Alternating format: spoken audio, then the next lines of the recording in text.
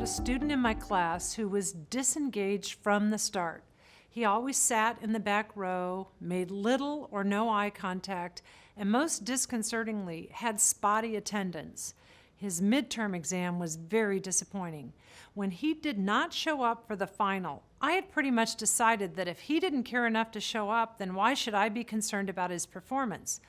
I got myself positioned to post a non-passing grade. Later that afternoon, he showed up at my office door and walked himself in my mind, defying office courtesy. I was ready to tell him in detail how his lack of engagement had earned him a non-passing grade. That's when he looked up at me, made eye contact for the first time, and said, "My cancer has come back." Everything changed in that moment. What I perceived as an irresponsible man was a man in a fight for his life. He wanted to work out a plan to take the final so that he could march across the graduation stage, something that I immediately agreed to help him accomplish. Looking back on that day, I realized that my people skills were lacking. I have a thought exercise for you. Right now, I want you to think about the best boss, leader, or mentor you've ever had, past or present, okay? Do you have that person in mind? Good. What key quality did this leader possess that was so important for you? I've asked this question in many of my executive courses, and no one has ever said, "My best boss was really intelligent," or "My boss had a perfect GMAT score." Instead, they mention people skills. Leaders are judged not just by how smart they are, but how they handle themselves and others.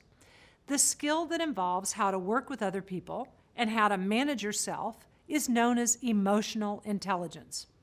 There are 4 skills of emotional intelligence: self-awareness, other awareness, also known as empathy, self-management, and relationship management. Self-awareness is all about understanding ourselves and seeing ourselves as others see us. People who are high in self-awareness recognize the emotions they experience, the factors that lead to these emotions, and how they are perceived by others. Some of you might have heard or experienced firsthand a 360-degree evaluation. A 360-degree evaluation is a modern-day form of organizational torture. Actually, a 360 evaluation is a method of providing feedback to a person from all points of view. For example, we might ask subordinates to evaluate their manager. We might also ask the senior vice president to evaluate the same manager. Then we might see what the customers and clients think. Many people are often surprised to read their 360s.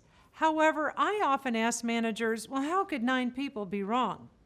Self-management focuses on how to appropriately regulate our emotions, particularly negative ones. I'm sure that you can think of an occasion where somebody has lost their temper. According to emotional intelligence guru Daniel Goleman of Harvard, people often have amygdala hijacks, which are essentially adult temper tantrums.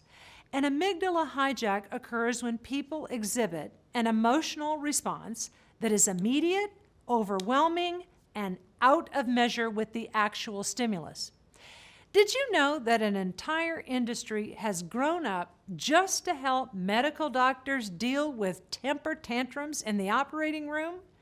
Cursing and throwing scalpels is apparently just one of the minor infractions.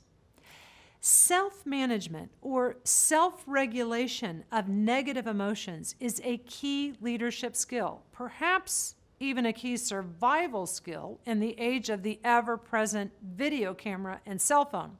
The most well-known study demonstrating the importance of self-management skills is the famous marshmallow study conducted by Walter Mischel.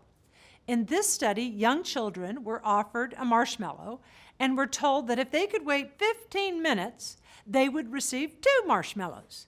Most children found this to be a really difficult task, and about 2/3 of them ate the marshmallow before the 15-minute mark.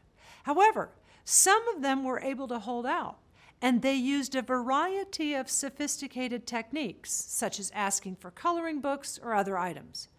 In my own work with business people and leaders in highly stressful jobs, I have found that successful leaders have self-implemented their own way to deal with frustration, anger, etc., before it becomes an ill-fated, career-defining move. For example, one senior leader at a national laboratory takes his dog on a walk before responding to emails that are upsetting. Another senior leader at a major company meditates for 30 minutes every day. Yet another leader engages in cognitive reappraisal.